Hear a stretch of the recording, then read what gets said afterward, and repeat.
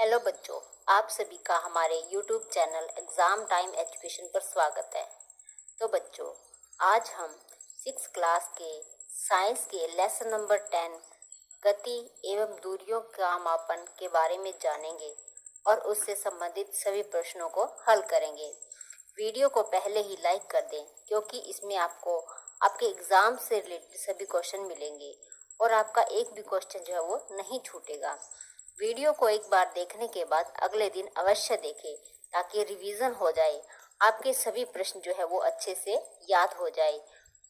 तो चलिए बच्चों, शुरू करते हैं हमारा आज का ये लेसन। यहाँ पर आपको एक चित्र दिखाया गया है जिसके अंदर अलग अलग प्रकार की गतियों के बारे में बताया गया है। इस चित्र के अंदर आपको जो है वो झूले पर झूलती हुई एक लड़की नजर आ रही है। तो इसमें कौन सी गति है? आवर्ती गति है। इस घड़ी के अंदर जो है वो घूर्णन गति है। जो घड़ी है वो एक स्थान से चलती है और वापस उसी स्थान पर पहुंच जाती है। तो इस तरह से ये गति करती रहती है, तो इसे क्या कहते हैं? घूर्णन गति। यहाँ पर आपको एक वायलिन दिखाई दे रही है और वायलिन जो होती है, जब हम इसके तारों के अंदर कंपन उत्पन्न करते हैं तो इससे ये कौन सी गति होती है? ये दोलन गति होती है। ऐसे ही घंटी और इस तबले के अंदर भी क्या होती है? दोलन गति होती है। तो चलिए बच्चों, आज का हमारा पहला प्रश्न है, लंबाई का मानक मात्रक होता है। जो लंबाई होती है उसका मानक मात्रक क्या होता है? मीटर होता है। और मानक मात्रक को क्या बोलते हैं? एसआई मात्रक भी बोलते हैं। क्या कहते हैं? मानक मात्रक को एसआई मात्रक भी कहते हैं।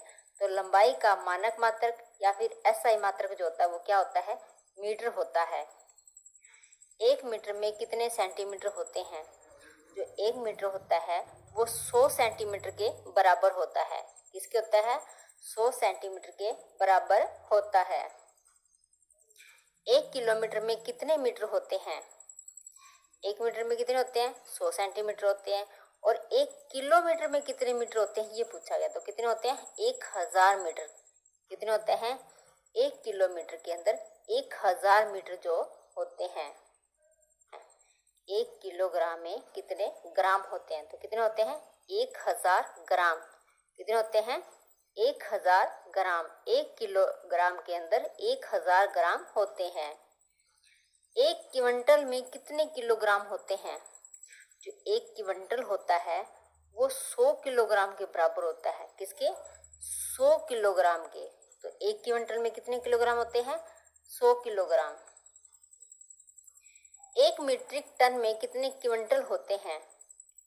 एक जो मीट्रिक टन होता है उसमें कितने क्विंटल होते हैं? तो कितने होते हैं? 10 टन क्विंटल। कितने होते हैं?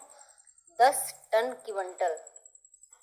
1 मीट्रिक टन के अंदर 10 टन क्विंटल होते हैं। भार का मात्रक है।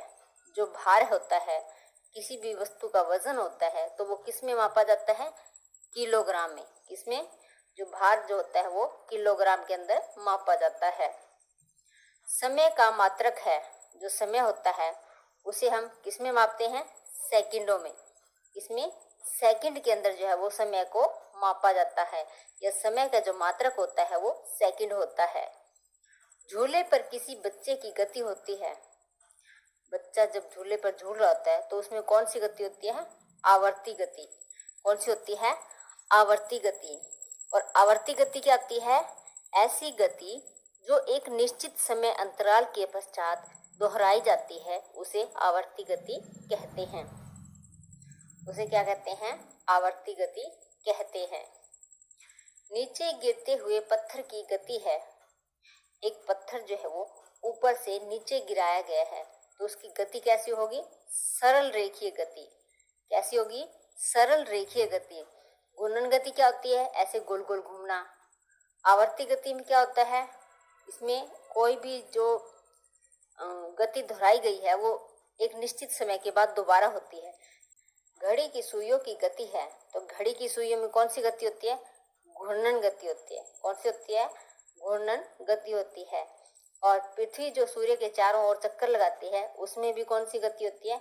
घूर्णन गति होती है। बंदूक से निकली हुई गोली की गति होती है। बंदूक से जब कोई गोली निकलती है तो कैसे चलती है वो? सरल रेखा के अंदर। कैसे चलती है? सरल रेखा के अंदर। तो कौन सी गति होगी? सरल रेखीय गति। कौन सी होगी? सरल रेखीय गति। बंदूक से जो निकली हुई गोली की गति होती है वो सरल रेखीय होती है। सूर्य के चारों ओर पृथ्वी की गति होती है तो कौन सी होती है? घूर्णन गति। जो पृथ्वी है वो सूर्य के चारों ओर घूर्णन करती है। सरल रेखीय गति होती है, इनमें से कौन सी गति है जिसके अंदर जो सरल रेखा में होती है? तो कौन सी होती है? सड़क पर कार की गति। कौन सी होती है? सड़क पर कार की जो गति होती है वो सरल रेखीय गति होती है।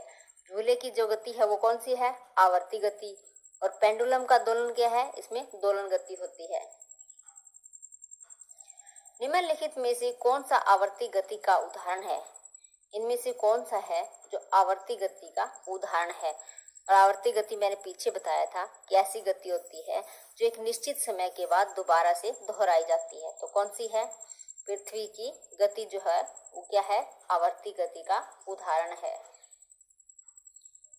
जल परिवहन का साधन है, इनमें से कौन सा है जो जल परिवहन का साधन है? तो कौन सा है? नाव। कौन सा होते हैं?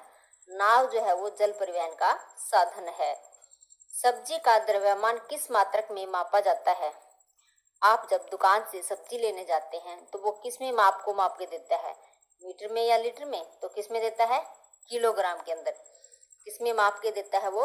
किलोग्राम के अंदर। तो सब्जी का जो द्रव्यमान का मात्रक है वो क्या है? किलोग्राम है। मूल राशियां है, तो मूल राशि कौन सी होती है? द्रव्यमान, दूरी, समय और तापमान, ये सभी क्या है? मूल राशियां हैं। तो इसका आंसर क्या रहेगा? उपरोक्त सभी। क्या रहेगा? उपरोक्त सभी जो है वो मूल राशियां है। क्षेत्रफल किसे कहते हैं? क्षेत्रफल किसे कहते हैं? किसी वस्तु की सतह के मापन को क्या कहते हैं? क्षेत्रफल कहते हैं। किसी वस्तु की सतह के मापन को क्षेत्रफल कहते हैं। वक्र रेखा की लंबाई मापी जाती है। जो वक्र रेखा होती है, कोई भी चीज हो जो वक्र अवस्था में हो, तो उसे हम कैसे मापेंगे? तो कैसे मापेंगे? धागे से। कैसे मापेंगे? धागे से उसको मापा जाता है। चलते हुए छत वाले पंखे की गति होती है तो कैसी होती है? वृत्ताकार। आपने देखा होगा कि आपके घरों के अंदर गर्मियों के अंदर जो छत वाले पंखे होते हैं वो आप चलाते हो तो वो कैसे घूमते हैं? वो गोल गोल घूमते हैं। तो वो कौन सी गति होती है? वृत्ताकार गति होती है। कौन सी होती है? वृत्ताकार गति होती है। वृक्ष से गिरते हुए फल पर कौन सा बल कार्य करता है? जो वृक्ष से फल गिर रहा है मान लो नीचे, तो उस पर कौन सा बल कार्य कर रहा है? तो कौन सा होता है? गुरुत्व बल। कौन सा बल होता है? गुरुत्व बल जो होता है वो वृक्ष से गिरते हुए फल के अंदर कार्य करता है। दैनिक जीवन में प्रयुक्त द्रव्यमान का साधारण मात्रक क्या है? हमारे जो दैनिक जीवन में प्रयुक्त होने वाला द्रव्यमान का जो साधारण मात्रा है वो क्या है? किलोग्राम। क्या होता है वो? किलोग्राम जो है वो साधारण मात्रक है।